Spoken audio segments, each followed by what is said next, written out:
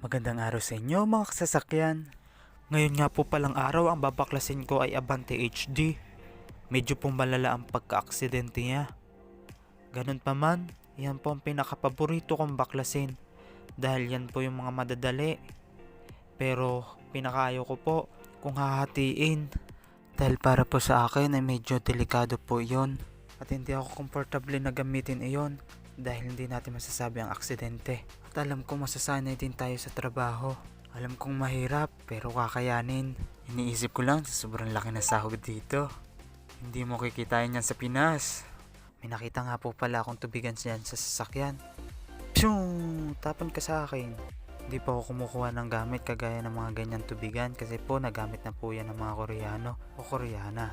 Pero po yung mga gamit na alam kong mapapakinabangan pa ay kinukuha ko na po. Dahil sayang din po kaysa bibili pa po, kamahal-mahal naman po dito ng mga bilihin. Nga po palang ginagawa ko po diyan ay sinusulat ko po yung mga plate number ng sasakyan. Kapag po nasulat namin, kinukuha po ni Koreano para po i-encode sa computer.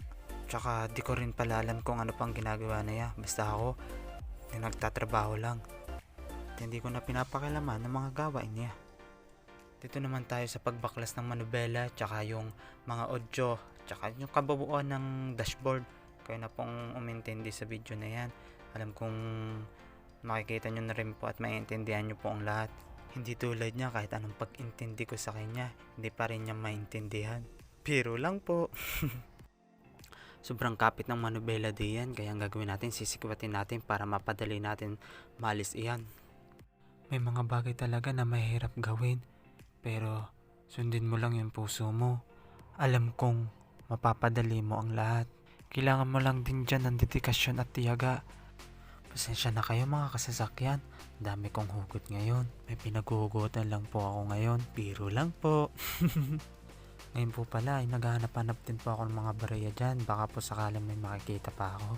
Kaso po kasamang palad, wala pa akong nakitang barya. Malas-malas naman talaga. Galit na galit na. Kaya nga pala mga kasasakyan, binabaklas naman yan. Gawa ng mga parts ng sasakyan ay binebenta pa rin kapag mga bago pa.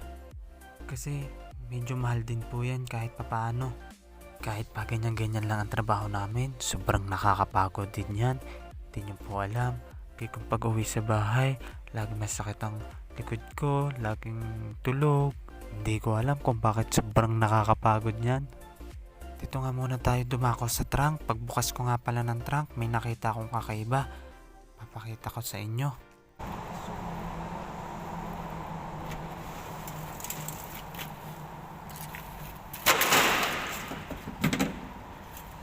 Ito.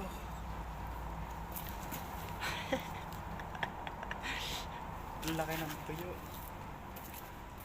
Sobrang laki ng tuyo. Papadala ko nga pala yan sa Pilipinas para po may pang-ulam sila ng isang buwan. At para po makatipid po sila ng gastusin. Biro lang po. Malas natin ngayon mga kasasakyan. Wala tayong nakuha ngayon. Bawi tayo sa susunod. Alam kong may maganda pa tayo makikita. Hanggang dito na lang muna mga kasasakyan. Hanggang sa muli. Paalam!